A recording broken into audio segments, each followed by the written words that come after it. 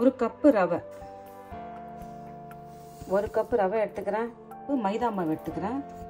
அரிசி மாவு எடுத்துக்கிறேன். அது ஒரே கப்பு தான். எந்த கப்பில் எடுக்கிறோமோ அதே கப்பில் ஒரு 1/2 ஸ்பூன் உப்பு சேர்த்துக்கலாம். 3 டேபிள் ஸ்பூன் அளவுக்கு தயிர் ஊற்றிக்கிறேன். நான் எந்த கப்பில் நம்ம அளந்தோமோ அதே கப்பில் நம்ம ஒரு 4 கப்பு அளவுக்கு தண்ணி சேர்த்துக்கிறோம். நம்ம 4 கப்பு தண்ணி சேர்த்துட்டு நம்ம அழகாக இதை கலந்து வச்சுக்கலாம். இது 1 மணி நேரம் செஞ்சுட்டு நம்ம தோசை செய்யலாம். இப்போ இதில் 2 டேபிள் ஸ்பூன் அளவுக்கு ரவை கொஞ்சம் சேர்த்துக்கிறேன். 2 டேபிள் ஸ்பூன் ரவை சேர்த்துட்டு கொஞ்சம் கலந்து விட்டுக்கலாம். பொடியை நறுக்கி வச்ச இஞ்சி, ஒரு 4-5 பச்சை மிளகாய் சேர்த்துக்கிறேன். நான் இதில் கொஞ்சம் கொத்தமல்லி தழை சேர்த்துக்கிறேன். இஞ்சி, பச்சை மிளகாய், வெங்காயம், கொத்தமல்லி தழை சேர்த்துக்கிறேன். கொஞ்சம் நெய் மெல்ட் பண்ணி நான் 1 டேபிள் ஸ்பூன் அளவுக்கு நெய் சேர்த்துக்கிறேன். நான் இந்த அளவுக்கு தனியாக இருக்கணும். தண்ணி கொஞ்சம் வேணும்னா ஊற்றிங்க.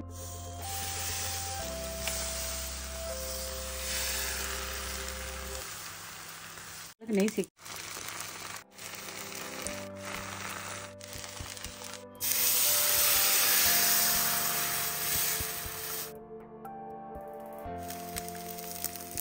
அழகாக இதை வேக வச்சு எடுக்கும். என்ன அழகாக வந்துடுது. எடுக்கலாமா?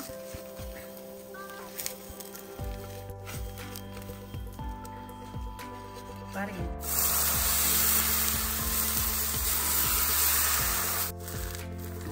அழகாக ஒரு ஸ்பூன் நெய் போட்டு 3-4 பேருக்கு நம்ம இந்த ரவா தோசை செய்யறோம்.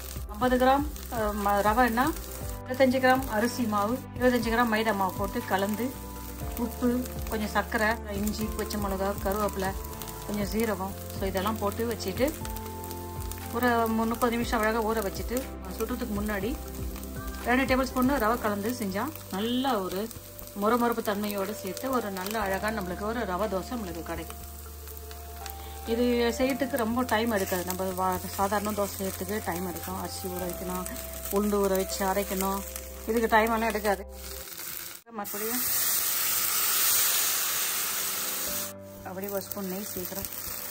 நெய்யோ எண்ணெயோ உங்களுக்கு வீட்டுங்க. என்ன அழகாக ஒரு கிறிஸ்பியான ஒரு ரவா தோசை ரெடி ஆகினீங்க. பாருங்க, என்ன சூப்பரான, சுவையான, அழகான, ஆரோக்கியமான ஒரு எளிமையான முறையில் நம்ம ரவா தோசை செஞ்சுட்டோம். இன்னும் உங்களுக்கு பிடிச்ச சட்னியோட வச்சு இதை சாப்பிட்டா சூப்பராக இருக்கும். 1 கப்பு ரவை, 1/2 கப்பு அரிசி மாவு, 1/2 கப்பு மைதா மாவுக்கு நம்ம 5 கப்பு தண்ணி வைக்கிறோம். நம்ம எந்த அளவுக்கு தண்ணியாக ஆகணுமோ அந்த அளவுக்கு தண்ணியாக இருந்தால் நல்லது. ஆனால் சுடுற நேரத்தில் நம்ம 2 டேபிள் ஸ்பூன் அளவுக்கு ரவை சேர்த்து செஞ்சால் இன்னும் நல்லாயிருக்கும். உங்களுக்கு பிடிச்ச சட்னியோட வச்சு நீங்கள் சாப்பிட்டு பாருங்கள். தேங்க்யூ.